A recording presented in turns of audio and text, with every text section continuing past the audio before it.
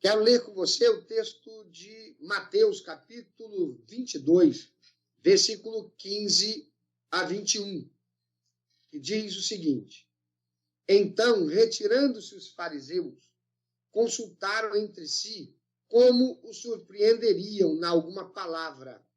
Enviaram-lhe os seus discípulos com os herodianos, dizendo: Mestre, bem sabemos que és verdadeiro e ensinas o caminho de Deus, segundo a verdade, e de ninguém se te dá, porque não olhas a aparência dos homens. Diz-nos, pois, que te parece? É lícito pagar o tributo a César ou não? Jesus, porém, conhecendo a sua malícia, disse: Por que me experimentais, hipócritas? Mostrai-me a moeda do tributo. E eles lhe apresentaram um dinheiro. E ele lhes disse: De quem é esta efígie e esta inscrição? Dizem-lhe eles: De César. Então ele lhes diz: Dai, pois, a César o que é de César e a Deus o que é de Deus. Amados, usando esse texto, eu quero abordar alguns ensinamentos que retiramos dele a partir de hoje. E por alguns dos próximos domingos, nós manteremos o uso desse texto e fazendo esse exercício de reflexão, de exegese, de hermenêutica, em busca dos princípios e valores que o Senhor nos tem a revelar a partir desse texto. Hoje eu quero abordar apenas um personagem integrante desse texto, que é o fariseu, e fazer esta aplicação, esta correlação do fariseu conosco, que é a nossa realidade e a realidade das pessoas, sobretudo aquelas que dizem amar a Deus, crer em Deus. Os fariseus, eles formavam um grupo respeitado. Onde é que eram os fariseus, né? Eles formavam um grupo que era respeitado pela comunidade judaica nos tempos de Jesus. Os passos dos fariseus eram bem observados e os seus ensinamentos eram muito considerados pela sociedade judaica. Eles eram tidos em alta conta, como pessoas muito elevadas, como pessoas de muito conhecimento bíblico, como pessoas que mantinham uma espiritualidade muito elevada. Os fariseus, eles interpretavam a lei mosaica, formada pelos 5 primeiros livros do Antigo Testamento, chamado de Torá, por eles, que nós conhecemos como Pentateuco, Gênesis, Êxodo, Levítico, Números e Deuteronômio. Mas eles interpretavam essa lei mosaica buscando obedecer e ensinar estritamente o que estava escrito. Eles se consideravam justos e aprovados aos seus próprios olhos e carregavam uma postura visivelmente exemplar, porém, não conseguiam compreender que o propósito do Deus vivo não é ser religião institucional, mas é ser relacionamento. Ouça isso. O propósito de Deus, na sua revelação, a Bíblia Sagrada, não é sermos religião institucional, mas sermos aqueles que desenvolvem um relacionamento com Deus. E porque os fariseus eram focados em ser uma religião institucional, os corações deles estavam distantes de Deus, razão pela qual não podiam reconhecer Jesus como Messias, apesar do que diziam as profecias nas Escrituras e o seu cumprimento através dele mesmo, o próprio Senhor Jesus. Os fariseus, eles interpretavam a lei buscando obedecer e ensinar estritamente tudo o que estava escrito. Eles eram o que nós chamamos hoje de fundamentalistas, aqueles que buscam fazer as coisas ao pé da letra. E mais, eles tinham um apego muito grande à institucionalização da fé. Sabe, a gente ter um apego muito grande ao que nós hoje chamaríamos de denominação, isto é muito sério. Muito sério. O apego a conceitos denominacionais pode se tornar algo muito ruim, muito mal. Há pessoas que estão muito mais propensas a defender a cor, a bandeira denominacional, do que a fé cristã. Eu me lembro que eu tive muita dificuldade no princípio do meu ministério com pessoas que eram chamadas tradicionalistas dentro do contexto nosso, enquanto Igreja Batista. Muita dificuldade. Por quê? Uma coisa é você ter apreço à tradição. Isso não tem nada de errado. Pelo contrário, a tradição ela é boa. O tradicionalismo é que se torna mal. O tradicionalismo é o fundamentalismo a partir da tradição.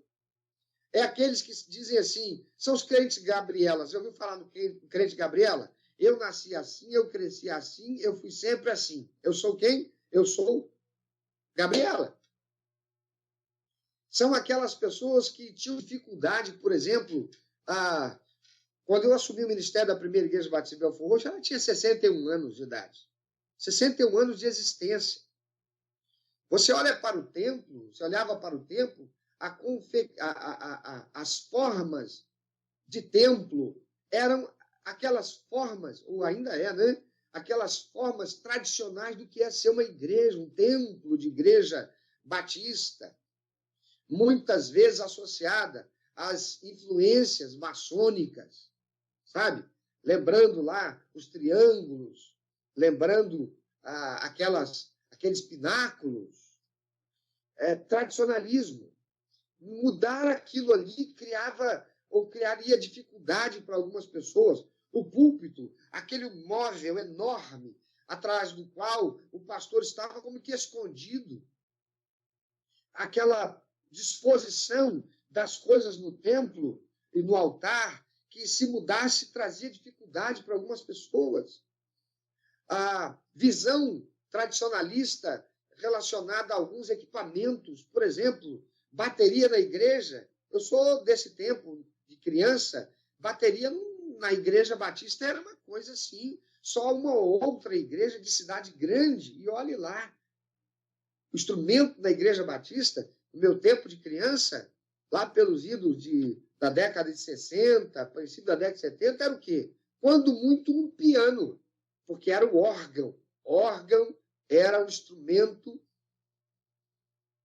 apropriado para termos no templo para o culto a Deus. Bateria, imagina. Bateria é coisa do rock and roll, isso é coisa do Satã, é coisa do diabo.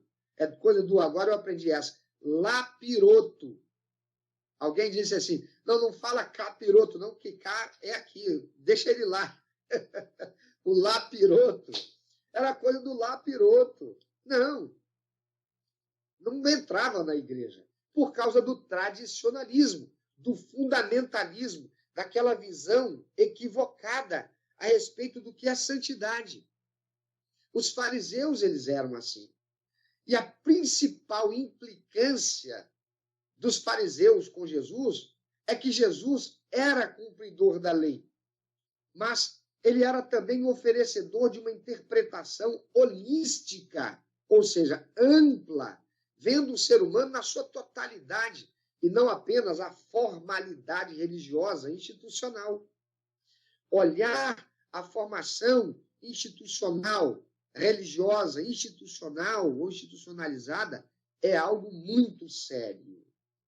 Porque nós tiramos a visão de Deus e colocamos a visão na estrutura, na forma, na aparência, e acabamos nos tornando fundamentalistas. E isto não é o que Deus se agrada. Deus não espera isso de mim e de você. Cumprir a lei, segundo Jesus, não significava rejeitar pessoas, que era o que os fariseus faziam. Os fariseus eles não tinham relacionamento com as pessoas que não fossem judaicas, que não fossem do povo judeu. De jeito nenhum. Receber a visita de um gentio na sua casa, imagina, isso era algo inadmissível. Se você for em Israel hoje, você ainda encontra isso, porque existem os remanescentes que vêm lá dessa cultura farisaica que existia no tempo de Jesus. Pessoas que não se misturam, pessoas que não aceitam, nem mesmo que toquem neles. Você vai em Israel, tem umas pessoas lá que usam sempre uma roupa preta, estão com um chapéu na cabeça, os homens, têm o cabelo enroladinho, eles não aceitam que você toque neles, de jeito nenhum. Você é impuro. Eles são limpos. Eles não comem determinadas carnes que são consideradas impuras. Então, eles são aqueles fundamentalistas, aqueles que olham para a palavra de Deus e buscam a vírgula e não... Buscam a vírgula, né? A palavra, e não a instrução. O que está por trás daquilo ali, o propósito de Deus naquilo ali. Sabe? Eles buscavam cumprir a lei, mas, obviamente, não conseguiam. Porém, eles eram impositores ao povo, porque santidade era viver dentro daquele formato estabelecido por eles, pela sua institucionalização da fé, pelos seus dogmas. Dogma é uma coisa também muito séria, porque dogma não pode ser questionado.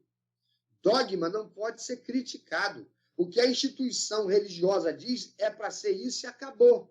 Você não pode refletir à luz do que a palavra de Deus diz.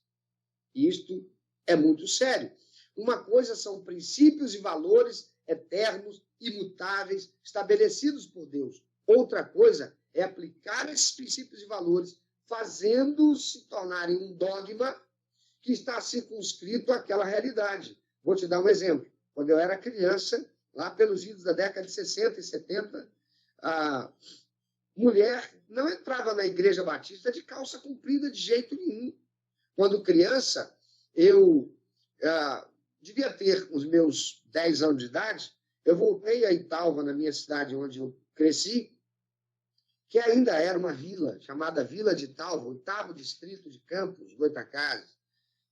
E eu e mamãe fomos à igreja batista, da qual minha mãe fora membro quando nós morávamos lá. E quando a gente estava indo, a gente estava andando pela calçada, indo para o templo, e quando estávamos aproximando do portão, no muro, tinha um portão, você entrava pelo portão, é um muro baixinho, aí nós tínhamos um lance de degraus, vinha um patamar, e aí outros lances de degraus e a porta da igreja. E quando nós estávamos aproximando do portão, na calçada, eu ouvi 2 moças que vinham logo atrás de nós, uma convidando a outra e tentando convencer a outra. Vamos sim, eu nunca entrei na igreja dos crentes, vamos lá na igreja dos bíblias, vamos lá ver como é que é o culto deles, vem comigo. E a outra relutante, até que esta conseguiu convencer, e falou, tá bom, a gente vai, mas eu não quero ir lá para frente, vou sentar, ou vou ficar em pé perto da porta, ou se tiver lugar ali atrás, não quero ir lá na frente, não. E assim elas vieram atrás de nós. Eu e minha mãe entramos. Quando nós estávamos chegando, quando nós acabamos de subir o primeiro lance de degraus, elas vinham logo atrás de nós, e a gente, olhando para frente, tinha um diácono, era chamado introdutor, que eram os diáconos que faziam esse trabalho, que estava à porta. Eram aqueles que introduziam as pessoas no lugar onde elas pudessem sentar. Seriam os recepcionistas hoje.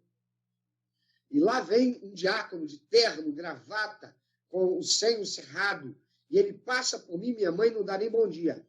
Ele vai direto nas moças para, entre nós e elas, eu parei, voltei atrás, porque eu achei estranha a forma como ele veio, pensei que ele fosse fazer alguma coisa com a gente, que ele veio tão zangado. E ele parou entre nós e elas e perguntou para elas, onde as moças pensam que vão? As moças pararam na hora, assustadas e meio que gaguejantes. Nós queríamos entrar para o culto. Então ele voltou-se para elas e disse, vestidas desse jeito, voltem em casa, vistam uma roupa decente de mulher e então venham para participar do culto. Porque elas estavam de calça comprida. Sabe? A forma era mais importante do que as pessoas. Elas não estavam indecentemente vestidas.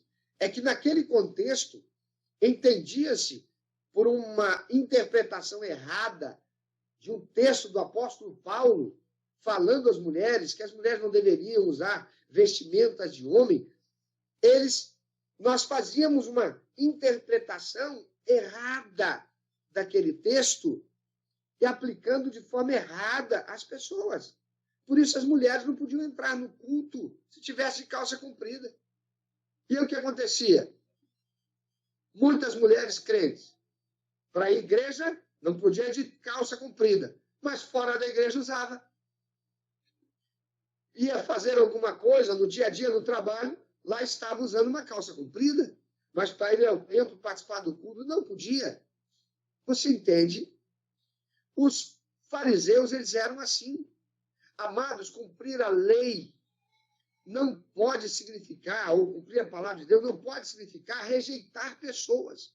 Porque Deus odeia o pecado, mas Deus ama o pecador. Veja o que diz Romanos, capítulo 1, versículo 18. Porque do céu se manifesta a ira de Deus sobre toda a impiedade e injustiça dos homens que detêm a verdade em injustiça. O que significa isso? Deus fica zangado com a impiedade. Deus fica zangado, Deus fica irado com a injustiça dos homens, sobretudo aqueles que detêm a verdade em injustiça. Como é isso? Você está vendo aí juízes, você viu durante a semana um juiz, um desembargador, um juiz, dando carteirada e procurando humilhar um funcionário público que estava exortando ele, mesmo sendo um desembargador, mas estava descumprindo a lei, fazendo algo errado. Ele se julgou superior aos demais, porque ele, sendo desembargador, ele podia fazer aquilo, não necessariamente tendo que cumprir a lei, está acima da lei. Alguém que detém a verdade em injustiça. Deus, ele se ira contra isso, porque é pecado. Deus, ele tem ira contra o pecado. Colossenses capítulo 3, versículos 5 e 6, o apóstolo diz: mortificai os vossos membros que estão sobre a terra, a fornicação, a impureza, a afeição desordenada, a vil concupiscência, ou seja, a inclinação e o desejo para aquilo que está errado, que é mal, a avareza, que é o apego às coisas materiais, que é idolatria, pelas quais vem a ira de Deus sobre os filhos da desobediência. Deus, ele odeia o pecado, mas Deus ama o pecador. A palavra de Deus diz em João, capítulo 3, versículo 16, que Deus amou o mundo. Esse mundo aí não é o sistema que rege a sociedade, mas as pessoas, a humanidade. Deus amou a humanidade de tal maneira que deu o seu próprio Filho para que todo aquele que nele crê não pereça, mas tenha a vida eterna. Deus não tem prazer na morte do ímpio. Deus não tem prazer na morte do pecador. Antes, o Senhor quer que todos se arrependam e sejam salvos. Amados, a lei é boa, mas o amor é Deus. Amar é se fazer parecer com Deus. Portanto, a questão para os fariseus era: como é que ele, Jesus, um mestre, sendo quem diz que é, Jesus dizia que era o Filho de Deus, como é que ele, Jesus, sendo quem diz que é, pode assentar-se à mesa com grupos de pessoas indignas, blasfemas, pecadoras? Como ele pode perdoar pecados, curar as almas dessas pessoas e acolhê-las, oferecendo uma nova pretensão de vida, se são pecadoras, se são indignas, se são cobradores de impostos, que cobram impostos para Roma, que nos impõe o jugo? Como pode ele se sentar com homensvis, com adúlteros, adúlteras? E foi em contraposição aos fariseus, que colocavam exigências sobre as pessoas que eram impossíveis de serem cumpridas sem a ajuda de Deus, que Jesus disse ao povo, que está registrado lá em Mateus capítulo 11, versículo 28 a 30. Jesus diz: vinde a mim, todos que estáis cansados de carregar pesadas cargas, e eu vos darei descanso. Tomem lugar em minha canga e aprendam de mim, porque eu sou amável e humilde de coração, e assim achareis descanso para as almas de vocês, porque o meu jugo é bom e a minha carga é leve. Jesus estava falando com o povo que estava cansado, oprimido pelos fariseus, pela lei farisaica, pela religião institucionalizada, cheia de dogmas, que eram impossíveis de serem cumpridos. E por isso estavam sempre se sentindo miseráveis, indignos, sem possibilidade de relacionamento com Deus. Sempre vendo Deus longe, distante. Ele é santo demais, eu sou indigno. Amados, a religiosidade morta, institucional, ela é cruel. O relacionamento, ele é santo, ele é curador. A religiosidade institucional nos coloca longe de Deus, distante demais do padrão de Deus. O relacionamento com Deus, ele nos aproxima do Senhor. Ele nos aproxima uns dos outros. Ele traz cura para as nossas almas. Nós precisamos tomar cuidado de não nos tornarmos como os fariseus, que olham tanto para a formalidade, para a letra, desenvolvendo uma religiosidade institucional e não um relacionamento com Deus e com o próximo. Há crentes que estão subindo montes, participando de correntes de oração, fazendo jejuns, vivem enfurnados nos templos das igrejas, envolvidos em atividades, mas não têm amor às vidas, não têm amor aos perdidos, não exercem o ministério da graça, levando a salvação a quem precisa, o cuidado aos necessitados, o conforto e refrigério aos abatidos.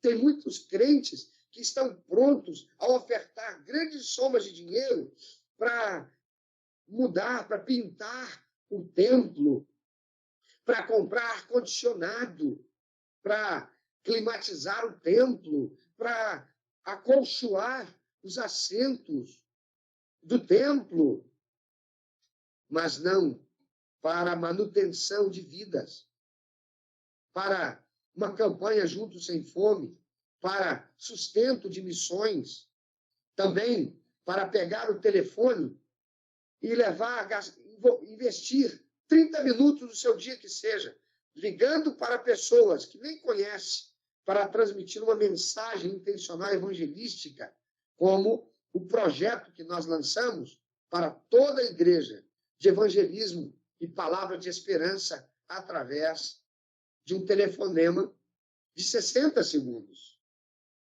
Sabe? Há crentes lendo a Bíblia toda, mas não para aprenderem a serem melhores, mas para adquirirem conhecimento bíblico que não os torna melhores e mais parecidos com Cristo. Eu já fui muito criticado, muito questionado.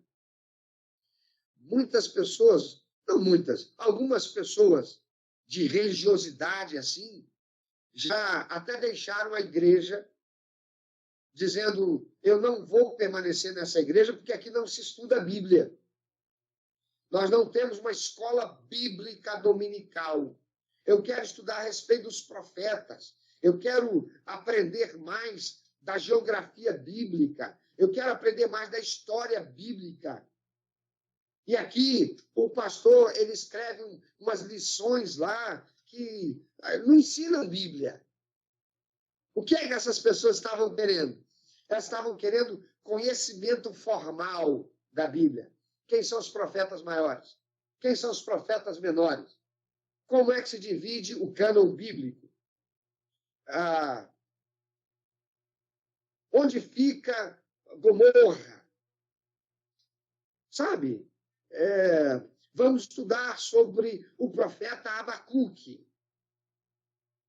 Questões desse tipo, que são importantes, trazem conhecimento, mas não transformação do caráter, não uma mudança para melhor da personalidade. Porque o que nós precisamos, o propósito de Deus na Bíblia, não é torná-lo um livro de história, não é torná-lo um livro de geografia. Conquanto estas coisas sejam importantes, o propósito do Senhor, através da Bíblia, é ser revelação, é Deus se revelando para mim e você, de modo que nós desenvolvamos um relacionamento com ele que dê prazer ao seu coração e um relacionamento com o próximo que faz com que nós nos tornemos irmãos em Cristo Jesus. Fazendo o evangelho da salvação ser conhecido às pessoas. E isto não se dá por mera transmissão de conhecimento bíblico, conceitual, mas de relacionamento a partir da aplicação dos princípios e valores de Deus. Deus é amor. E Ele quer que você ame a Ele acima de todas as coisas. Ele quer que eu o ame acima de tudo e de todos. E que amemos o próximo como a nós mesmos. Deus não se agrada que eu, que reconheci que era pecador, estava condenado para morrer e viver a eternidade longe de Deus, no que a Bíblia chama de inferno, lugar preparado para o diabo e seus anjos. E agora que eu estou salvo, remido pelo sangue de Jesus, eu vivo a minha vida aqui, procurando ganhar dinheiro, amealhar riquezas materiais, para eu deixar riquezas para os meus filhos, enquanto eu também vou usufruir delas, mas não invisto a minha vida naquilo que é o propósito de Deus para que eu permaneça vivendo nessa terra. Por quê? Ora, se pensarmos em Deus como Pai, como diz a palavra de Deus que Ele é, como Jesus nos ensinou, o Pai nosso que está nos céus, qual é o pai que não quer junto de si os seus filhos? Todo pai amoroso quer seus filhos perto de si. Por que o Senhor, quando uma pessoa recebe Jesus como Salvador e Senhor, e por isso seu nome é escrito no livro da vida, passa a ser tornado filho de Deus, portanto, salvo, morra agora ou daqui a 100 anos vai para o céu, por que Deus não desliga essa pessoa daqui da terra, ela morre para ir logo para o céu? Porque Ele quer que nós permaneçamos aqui, senão para que nós desenvolvamos relacionamento com Ele que vai nos tornando melhores e por isso também nós vamos desenvolvendo relacionamento com as outras pessoas para levá-las a serem como nós, tornados filhos de Deus pelos méritos de Jesus Cristo, que morreu na cruz do Calvário. Para isso, nós precisamos ensinar a elas, não apenas pelo falar, mas elas precisam olhar para nós e ver que nós somos não como os fariseus. Jesus nos chama de sepulcros caiados. Olha o que Jesus diz em certo momento para o povo. Vocês estão olhando para os fariseus? Ouçam tudo o que eles ensinam e apliquem o que eles ensinam à vida de vocês. Mas não olhem para o que eles fazem para serem como eles. É o famoso, faça o que eu falo, mas não faça o que eu faço. Por isso o Senhor Jesus os chamou de hipócritas, sepulcros caiados, bonitinho por fora, mas por dentro tem pecado. Tem uma fachada, uma imagem de santarrão. Eu conheci muitos diáconos, eu conheci muitos crentes tradicionais, que eram pessoas muito crentes na igreja, mas em casa espancavam os filhos, oprimiam suas mulheres.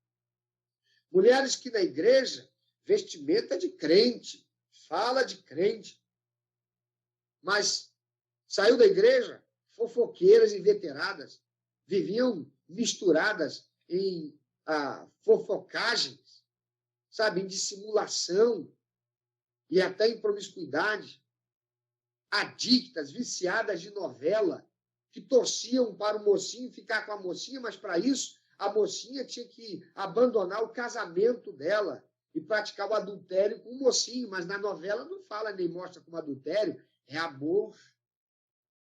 Sepulcros caiados. Quando o Senhor Jesus diz, vocês têm que ser sal para fazer diferença. Vocês têm que ser luz para iluminar o caminho para o perdido.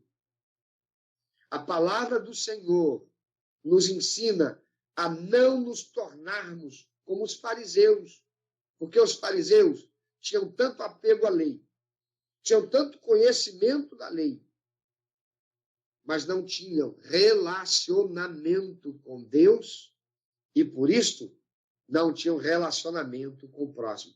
Quem tem relacionamento com Deus terá amor e relacionamento com o próximo. Quanto mais você e eu nos aproximarmos de Deus, no relacionamento com Ele, que se dá pela oração, pelo estudo e não apenas pela leitura da palavra de Deus, pela busca da comunhão com o Espírito Santo, o Espírito Santo vai nos constrangendo. A santidade de Deus vai sendo desperta em nós para sermos santos como Ele é santo. E nós vamos nos tornando mais sensíveis às pessoas. Aquilo que antes vimos na televisão, que para nós era comum, nós vamos começando a sentir um certo nojo daquelas coisas que antes nós consumíamos sem nenhum problema. O cigarro que antes fumávamos vai começando a se tornar algo nojento para nós. A bebida, algo nojento para nós. Certas vestimentas que são inadequadas, imorais, ofensivas, agressivas à santidade do outro, vão começando a se tornar para nós dessa forma, agressivo, nojento. E a gente vai vivendo santidade e não santarrice. Deus não quer você santarrão. Deus quer você santo. Deus não me quer santarrão. Deus me quer santo. Santarrão é alguém que está pego a conceitos formais que estabelece como padrão para todo mundo. Santo é ser separado e exclusivo para Deus. Mas não que não me toco com as outras pessoas. Por isso eu estou sempre ensinando isso. Por isso aqueles que vêm para Jesus e querem se tornar membros da primeira igreja batista em Belfor Roxo, passam por um discipulado que nós chamamos de iniciação, né? Processo de iniciação, e lá são ensinados a amar e tratar bem. E para se tornar membro de nossa igreja, tem que fazer o pacto de membresia, onde, entre outras coisas, dizem: eu me comprometo perante Deus que receberei bem os convidados. Por isso, se estamos num culto, as portas abertas, se vai entrar uma pessoa ali travestida de mulher, é um travesti, é um homossexual cheio de trejeitos, não importa, é um mendigo todo sujo que vem da rua, não importa, nós temos que recebê-los com amor, com carinho, sem fazer distinção daquela pessoa que chega muito bem vestida com perfume caro, com roupas de marca, um carrão que para no estacionamento. Não. Todos têm que ser muito bem-vindos. Tudo bem, aquele mendigo que está sem banho já há alguns dias, sentará do nosso lado. Vamos respirar pela boca para não sentir o mau cheiro. Porque a palavra de Deus diz que nós, antes, com toda a vestimenta bonita, com perfume mais caro, com roupa de marca e carrão, mas no pecado, a palavra de Deus diz que para Deus éramos como trapo de imundície. Você sabe o que é trapo de imundície? Trapo de imundície era uma linguagem lá do Antigo Testamento, porque naquele tempo não tinha absorvente íntimo para as mulheres. Eu sou do tempo lá na roça, que as mulheres não tinham acesso a absorvente íntimo. Então, o que usavam? Usavam um trapo, um pedaço de tecido, que no tempo da sua menstruação era o que usavam para não ficarem todas sujas quando acontecia de descer a menstruação. A palavra do Senhor diz isso, que para Deus, olhando para nós, por causa do pecado, da sujeira, da imundície do pecado, nós éramos como um trapo de imundície, um trapo sujo da menstruação largado ali. O que acontece com um absorvente que é usado, se ele permanecer próximo? O sangue, ele tem um cheiro, sangue normal, ele tem um cheiro forte. Mas à medida que ele coagula e vai passando o tempo, aquilo começa a ter um mau cheiro muito forte. Para Deus nós éramos assim, como trapo de imundície. Então, se o mendigo entra pelas portas do nosso templo, ele deve ser bem recebido, o recepcionista deve levá-lo até um lugar onde ele possa sentir bem, participando do culto. E se vai estar sentado ao meu lado, que eu respire pela boca, meu irmão. Que você respire pela boca. por amor, porque quem ama, ele tem paciência. Quem ama suporta. Diz o que a palavra de Deus, o amor tudo crê, tudo suporta. Então, em amor, eu vou suportar aquele mendigo mal cheiroso, sentado próximo de mim, atrás de mim ou à frente de mim. Eu vou respirar pela boca, para que ele possa participar do culto, para que a palavra de Deus possa penetrar o seu coração e ele possa também vir ao conhecimento da graça salvadora de Cristo Jesus.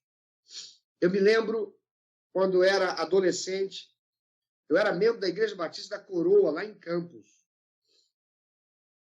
Eu estava na minha época de entrar para o Exército, eu servi no 56 BI, lá de Campos. E eu me lembro, de um domingo de manhã, que o pastor Ismael José Ferreira, que foi meu pastor, saudoso, falecido recentemente, está na glória, ele levou para o púlpito um homem, que aquele homem estava com uma aparência muito ruim. Ele não estava como mendigo, mas ele estava com uma aparência muito ruim. Aquele homem, o pastor Ismael, o encontrou. Ele era afastado do evangelho. Aquele homem estava perambulando. E ele, que já era afastado do evangelho, o pastor teve contato com ele. Ele entregou a vida dele para Jesus. Fez uma aliança com o Senhor. E ele pediu ao pastor se ele poderia dar o testemunho dele. O pastor levou ele para o púlpito. E ele deu o testemunho dele. Foi um testemunho muito forte. Ele falando da decisão dele de abandonar a vida que estava vivendo errada e de entregar a sua vida para Jesus. Passaram-se uns anos. No domingo também de manhã, o pastor está sentado lá à frente e tinha uma outra pessoa com ele. Um homem muito bem vestido, de terno, arrumadinho, bem barbeado, cabelo cortadinho, direitinho. E o pastor Ismael o apresentou dizendo, vocês não vão reconhecer quem hoje está aqui. E hoje quem vai pregar é o irmão fulano de tal. E quando o irmão fulano de tal assumiu o púlpito, ele virou para a congregação e disse, vocês com certeza não estão lembrando de mim, mas eu vou refrescar a memória de vocês. Eu sou aquele homem que chegou aqui mal cheiroso, mal vestido, que perambulava e que teve um encontro com Deus, e o pastor me trouxe ao púlpito e eu dei meu testemunho. Aí todo mundo lembrou dele e ficamos assim, que transformação. Aquele homem agora era um seminarista, estudando a palavra de Deus e recebendo a formação, a capacitação acadêmica no Seminário Teológico Batista do Sul do Brasil, pela vocação de Deus, para ele se tornar um pastor, um pregador do Evangelho, um ganhador de almas e um apacentador das ovelhas de Cristo. Veja que coisa linda. E é isso que o Senhor espera de nós. É isso que o Senhor Todo-Poderoso deseja de você, meu irmão e minha irmã, de mim, que nós não sejamos como os fariseus, que eram tão apegados à forma, eram tão apegados à lei, de forma institucionalizada, com tanta religiosidade institucional, que não foram capazes de reconhecer Jesus, apesar de todas as profecias bíblicas que eles conheciam e que estavam sendo cumpridas na vida de Jesus. Que nós desenvolvamos, construamos um relacionamento com Deus, que dê prazer ao coração dele, a razão para nós existirmos nesta terra. Efésios capítulo 1, o Senhor diz, através do apóstolo Paulo, a razão para nós existirmos, para que nós tenhamos um relacionamento com ele, que dê prazer ao coração dele. Diz lá, para o louvor da glória de Deus. Que assim seja a tua disposição diária, constante. Sim, pegue a Bíblia, vá ler a Bíblia, vá estudar a palavra de Deus. Use o nosso aplicativo, Ministério de Primeira, que você baixa da Google Play, ou se você tem iOS, você baixa, vá lá na página do Facebook da Primeira Igreja Batista de Belfort, lá perto, lá em cima tem um botão azulzinho dizendo usar aplicativo. Clica ali e você vai poder baixar o aplicativo para o teu smartphone, seja ele Android ou iOS.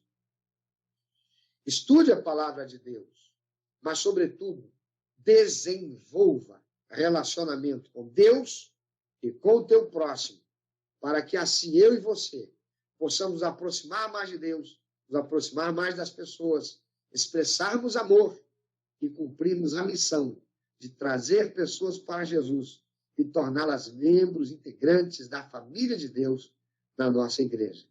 Que Deus abençoe você, que Deus abençoe tua casa, Deus abençoe tua família e que a palavra de Deus, nesta manhã, esteja impregnada na tua vida, no teu coração.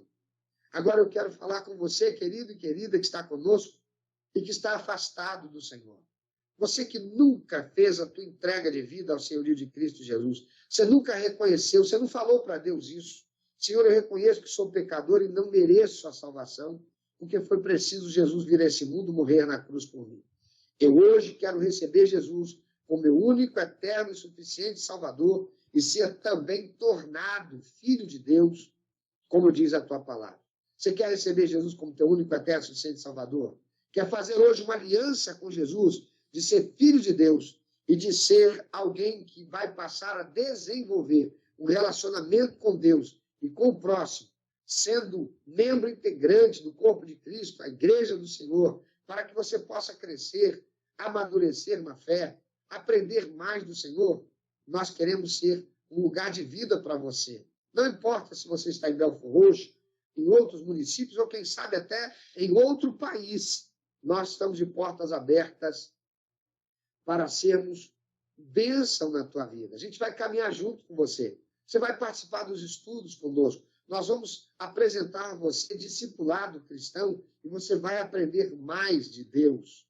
Nós vamos caminhar juntos. Nós queremos ser um lugar de vida para você. Você está afastado do Evangelho?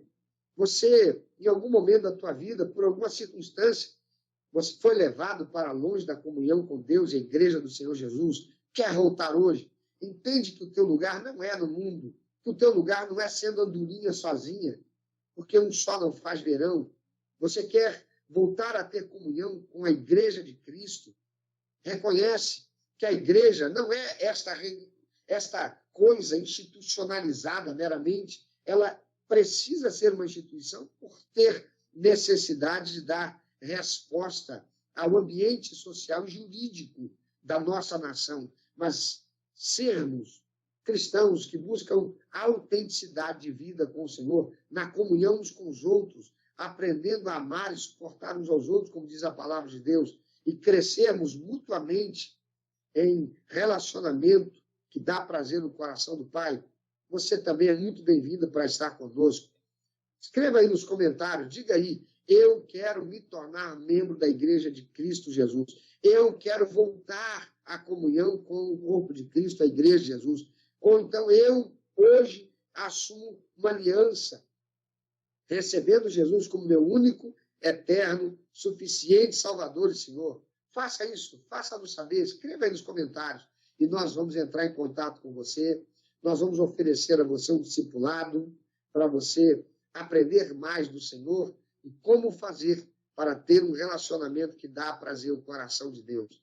Venha crescer na graça e no conhecimento de Cristo Jesus conosco. Venha ser parte de uma equipe, um grupo que compreende uma parte da grande família de Deus que está espalhada em toda a terra, chamada Primeira Igreja Batista em Belford Roxo. Nós queremos ser um lugar de vida para você, para a tua família. Que Deus abençoe você. Deixa eu orar. Vou orar por você agora, nessa hora. Pai amado, eu quero agradecer o Senhor pela tua palavra, que é lâmpada para os nossos pés e a luz para o nosso caminho. Quero agradecer o Senhor pela oportunidade de, através desse mecanismo, desse meio da informática, estar chegando à casa, aos ouvidos, ao coração daqueles que agora participam conosco. Eu quero rogar ao Senhor que, em nome de Jesus, Espírito Santo, a palavra do Senhor permaneça retumbando na mente, na alma, no coração desta que a ouviu e recebeu. E que o Senhor, Espírito Santo, que é quem nos convence do pecado, da justiça e do juízo, opere e concretize esta relação extraordinária da palavra do Senhor com a alma e o coração destes, levando-lhes a uma experiência íntima, pessoal e reveladora com Cristo Jesus, que os conduza à salvação, à vida eterna e à restauração da comunhão com o Senhor e com a tua igreja. Que o Senhor abençoe sua casa, sua vida, sua família, os negócios. Que o Senhor abençoe a tua igreja, em o nome santo, precioso de nosso Senhor e Salvador Jesus Cristo. Recebe o culto que a ti prestamos, Senhor. Recebe a nossa disposição para honrar o Senhor, exaltar o teu nome, glorificar o Senhor e prestar a ti a adoração que é devida. E agora, quando encerramos esta celebração, que o amor do Senhor Deus Pai Todo-Poderoso, que a graça bendita e salvadora do Senhor Jesus Cristo, Filho, amado, as ternas e doces comunhão e consolação do Senhor, Espírito Santo, sejam sobre todos nós e sobre todo o teu povo espalhado ao redor de toda a terra, hoje e até para a eternidade. O Senhor nos leve. Amém. Glória a Deus.